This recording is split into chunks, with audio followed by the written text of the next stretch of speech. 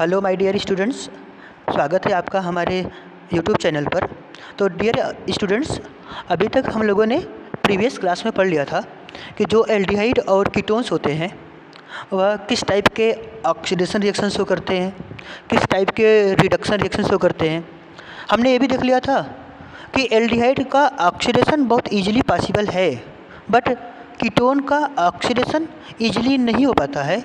Reason इसका simple था कि कीटोन के कार्बोनिल कार्बन के पास कोई हाइड्रोजन नहीं है, और अगर कीटोन के कार्बोनिल कार्बन के पास कोई हाइड्रोजन नहीं होगा तो उसका ऑक्सीडेशन ईजिली नहीं होगा। तो कीटोन का ऑक्सीडेशन कराने के लिए हम लोगों ने ड्रास्टिक कंडीशन लिया था, और उस ड्रास्टिक कंडीशन पे दो कार्बोक्सिलिक एसिड का फॉर्मेशन हुआ था। ये हो गया था ऑक्सीडेशन रिएक्शन। बट आज हम लोग इम्पॉर्टेंट रिएक्शन पढ़ने वाले हैं, जिसका नाम है एल्डोल कंडेंसेशन। मतलब आज हम लोग पढ़ेंगे कंडेंसेशन रिएक्शन। और उस कंडेंसेशन रिएक्शन का मतलब होता है बेटा ना, जब when two are more than two molecules condensed to each other and eliminate small molecules like NH3, H2O, HCl is called condensation reaction। तो इस कंडेंसेशन रिएक्शंस में हम लोगों को दो टाइप के कंडेंसेशन रिएक्शन पढ़ने हैं। एक का नाम होता है एल्डोल कंडेंसेशन और एक का नाम होता है कैनिजारो रिएक्शन। बट इस सेशन में हम लोग सिर्फ और सिर्फ एल्डोल कंडेंसेशन के बारे में स्टडी करेंगे। ये जो एल्डोल कंडेंसेशन है, मैं इसका स्पेलिंग लिख देता हूँ आपके सामने dear. Aldol condensation, aldol condensation, ठीक है बेटा। ये जो एल्डोल कंडेंसेशन है, इस एल्डोल कंडेंसेशन में क्या होगा बेटा ना, एल्डिहाइड, देखिए नाम से लग रहा है एल्ड मतलब एल्डिहाइड, हमारे पास एल्डिहाइड होगा और ये जो एल्डिहाइड है यह कंडेंस होगा। कंडेंस मतलब ऐड होना, मतलब दो एल्डिहाइड आपस में कंडेंस होगा, जुड़ेगा और हमारा बनाएगा एल्डोल, बेटा। ये रिएक्शन होता है in presence of dilute NaOH और डाइल्यूट KOH। किसी भी NaOH या KOH के प्रेजेंस में आप रिएक्शन करा सकते हैं बेटा। अगर आप लोग यहाँ एल्डिहाइड की जगह कीटोन यूज करेंगे, कीटोन, तो इसको हम लोग कहेंगे, जो प्रोडक्ट बनेगा इसका कीटोन का, उसको कहेंगे कीटोल। एल्डिहाइड रहेगा तो एल्डोल, और अगर कीटोन रहेगा तो कीटोल का फॉर्मेशन होता है। बट ये जो एल्डोल कंडेंसेशन है ना डियर स्टूडेंट्स, इसमें एक कंडीशन होता है कि वही एल्डिहाइड या वही कीटोन एल्डोल कंडेंसेशन पार्टिसिपेट करेंगे जिनके पास अल्फा हाइड्रोजन प्रेजेंट हो। अल्फा हाइड्रोजन कंटेनिंग एल्डिहाइड्स और ketones take part in aldol condensation. तो स्टूडेंट्स, हमें कैसे पता चलेगा कि किस एल्डिहाइड के पास अल्फा हाइड्रोजन है और किस एल्डिहाइड के पास अल्फा हाइड्रोजन नहीं है? तो उसको पहचानने के लिए बेटा हम सबसे पहले आपको बता रहे हैं, सबसे पहले आपको जानना है कार्बोनिल कार्बन। ये तो आपको पता ही है कि अगर कार्बन डबल बॉन्ड ऑक्सीजन से अटैच्ड है तो इसको हम लोग कहते हैं कार्बोनिल कार्बन। और कार्बोनिल कार्बन से अटैच्ड कोई कार्बन है डियर, तो इस कार्बन को हम लोग नाम देंगे अल्फा कार्बन, उसके जस्ट नेबर वाला कार्बन बीटा कार्बन, और उसके जस्ट नेबर वाला कार्बन को हम लोग नाम देते हैं गामा कार्बन। डियर, अगर अल्फा कार्बन पर कोई हाइड्रोजन है तो इसको कहेंगे हम लोग अल्फा हाइड्रोजन। अगर बीटा कार्बन पे कोई हाइड्रोजन है तो बीटा हाइड्रोजन, और अगर गामा पे प्रेजेंट है तो इसको कहेंगे हम लोग गामा हाइड्रोजन, ठीक है। तो वही एल्डिहाइड या कीटोन एल्डोल कंडेंसेशन देंगे जिनके पास मिनिमम 1 अल्फा हाइड्रोजन प्रेजेंट हो। डियर स्टूडेंट्स, ये जो अल्फा हाइड्रोजन होता है ना, यह स्लाइटली एसिडिक नेचर का होता है। इसका एसिडिक नेचर क्यों आता है? क्योंकि डियर आपको जब आपने फिजिकल प्रॉपर्टी पढ़ा था एल्डिहाइड और कीटोन्स का, तो वहाँ पे पढ़ा था कि जो ऑक्सीजन होता है उसके ऊपर होता है स्लाइटली नेगेटिव चार्ज और कार्बन के ऊपर होता है स्लाइटली पॉजिटिव चार्ज। तो कार्बन के ऊपर पॉजिटिव चार्ज आने के कारण ये जो कार्बन है वो इलेक्ट्रॉन डेफिशिएंट हो जाता है। इलेक्ट्रॉन डेफिशिएंट होने के कारण ये क्या करेगा ना बेटा, इस कार्बन से इलेक्ट्रॉन को अपनी तरफ अट्रैक्ट करेगा, और अट्रैक्ट करेगा कार्बन से इलेक्ट्रॉन, तो कार्बन इलेक्ट्रॉन डेफिशिएंट हो जाएगा, और यह अपने इलेक्ट्रॉन की कमी को पूरा करने के लिए हाइड्रोजन से इलेक्ट्रॉन खींचेगा, और बेटा अगर हाइड्रोजन से इलेक्ट्रॉन खींचेगा तो हाइड्रोजन स्लाइटली H+ के फॉर्म में रिलीज होना चाहेगा। बेटा सॉल्यूशन में H+ का नंबर इंक्रीज होना यह इंडिकेट करेगा कि एसिडिक प्रॉपर्टी इंक्रीज कर रहा है। अगर इसका एसिडिक प्रॉपर्टी इंक्रीज करेगा, इसका मतलब जो अल्फा हाइड्रोजन है वो एसिडिक हाइड्रोजन है, एसिडिक है, एसिडिक नेचर शो कर रहा है। बेटा ये बीटा हाइड्रोजन एसिडिक बहुत कम होता है। क्यों कम होता है? क्योंकि बेटा ये जो आपका कार्बन है ना, ये तो इंडक्टिव इफेक्ट काज कर रहा है ना। इंडक्टिव इफेक्ट जैसे जैसे कार्बन चेन का नंबर इंक्रीज करता है, इंडक्टिव इफेक्ट डिक्रीज कर जाता है और अप टू 3 कार्बन तक इंडक्टिव इफेक्ट खत्म हो जाता है। तो बीटा कार्बन तक जाते जाते ना हमारा इंडक्टिव इफेक्ट टोटली खत्म हो जाता है, इसलिए बीटा कार्बन एसिडिक नहीं होता। और बीटा कार्बन एसिडिक नहीं होता है इसलिए बीटा कार्बन एल्डोल कंडेंसेशन में पार्टिसिपेट नहीं कर पाता। तो हम लोग क्या करते हैं, एल्डोल कंडेंसेशन का एक एग्जांपल लेते हैं और एग्जांपल से समझते हैं कैसे हम लोग जानेंगे कि ये रिएक्शन एल्डोल कंडेंसेशन है और ये क्या होगा, क्या प्रोडक्ट बनेगा। तो अगर मैं कोई एग्जांपल ले लेता हूँ, जैसे मैंने एल्डिहाइड लिया, ऐसे एल्डिहाइड जिसके पास अल्फा हाइड्रोजन प्रेजेंट है, जिसका नाम मैंने दे दिया, नाम आपको पता होगा बेटा, एसिटल्डिहाइड। बेटा कंडेंस हो रहा है मतलब 2 एल्डिहाइड आपको लेना है और ये रिएक्शन होगा बेटा in presence of dilute NaOH, sodium hydroxide. और जो प्रोडक्ट बनता है बेटा ना वो हमारा बनता है एल्डोल। एल्डोल का मतलब क्या होता है, थोड़ा ध्यान समझिएगा। CH3C इधर हो जाएगा डियर OH, यहाँ H, CH2 C double bond O और यहाँ हो जाएगा H। देखो बेटा यह कार्बन है, इसको कहेंगे हम लोग अल्फा कार्बन, यह बीटा कार्बन और यह गामा कार्बन। बीटा कार्बन पे हाइड्रोक्सी है इसलिए इसका नाम पड़ जाएगा beta hydroxy aldehyde. Beta hydroxy aldehyde बनेगा और इसी बीटा हाइड्रोक्सी एल्डिहाइड का नाम होता है बेटा एल्डोल। अगर बेटा 4 कार्बन है तो एल्डिहाइड मतलब ब्यूटाल्डिहाइड हो जाएगा, ब्यूटाल्डिहाइड जिसको आप लोग नाम देते हो, तो ब्यूटाल्डिहाइड भी आप बोल सकते हो। ठीक है, चलिए अब इसका हम लोग ना मैकेनिज्म देखते हैं कि सर इसका मैकेनिज्म क्या होगा। तो हम लोग देखते हैं इसका मैकेनिज्म। डियर जब हम इस रिएक्शन का मैकेनिज्म देखते हैं तो सबसे पहले जो हमारे पास सोडियम हाइड्रोक्साइड है ना, ये सोडियम हाइड्रोक्साइड अपने आयन में डिसोसिएट होगा, NaOH अपने आयन में डिसोसिएट होगा तो बनेगा dear Na plus OH minus. बेटा जो यह OH माइनस है यह बिहेव करेगा एज ए न्यूक्लियोफाइल, यह बिहेव करेगा एज ए न्यूक्लियोफाइल और अटैक करेगा सबसे पहले फर्स्ट जो आपके पास एल्डिहाइड मॉलिक्यूल है उस एल्डिहाइड मॉलिक्यूल्स के पास आएगा। तो थोड़ा ध्यान समझिएगा बेटा, ये OH मतलब बेस है ना, बेस सबसे पहले अपस्ट्रेट करेगा एसिडिक हाइड्रोजन को।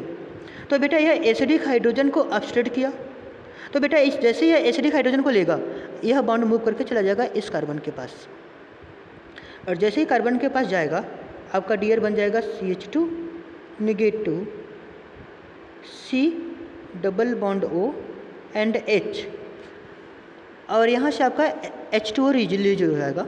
बेटा ये जो आपका नेगेटिव चार्ज बना हुआ है एल्डिहाइड है, ये आपका फिर से बिहेव करने लगेगा न्यूक्लियोफाइल जैसा बिहेव करने लगेगा।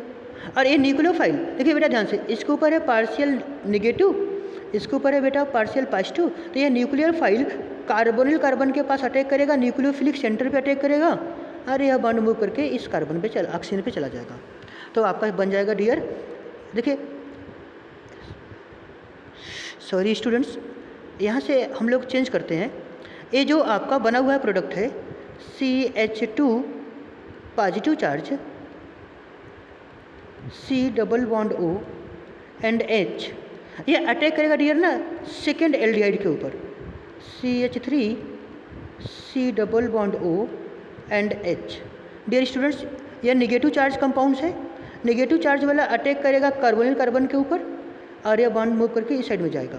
तो डियर स्टूडेंट्स देखिएगा मैं यहाँ से लिखना स्टार्ट कर रहा हूँ, यहाँ से, ठीक है ना। तो मेरा हो जाएगा CH3 C, बेटा ए बॉन्ड ब्रेक कर दिया तो हो जाएगा O माइनस, इसके पास H है तो मैं H लिख दिया और हो जाएगा CH2 C double bond O and H। बेटा अब ये क्या करेगा, यह सोल्यूशन से प्रोटॉन एक्सेप्ट करेगा, प्रोटॉन एक्सेप्ट करेगा, प्रोटॉन एक्सेप्ट कर लेगा सोल्यूशन से, प्रोटोनेशन जिसको हम लोग बोलते हैं, इसका हो जाएगा प्रोटोनेशन, इसका हो जाएगा डियर स्टूडेंट्स प्रोटोनेशन। और आपका बन जाएगा CH3 C, डियर इधर हो जाएगा OH, HCH2 C double bond O and H। तो ये मेरा हो गया फाइनल प्रोडक्ट, जिसका नाम होता है बेटा एल्डोल। ये जो मेरा एल्डोल का फॉर्मेशन हुआ है, अब आपसे बोलता है डियर ना कि इसका एलिमिनेशन प्रोडक्ट बनाइए।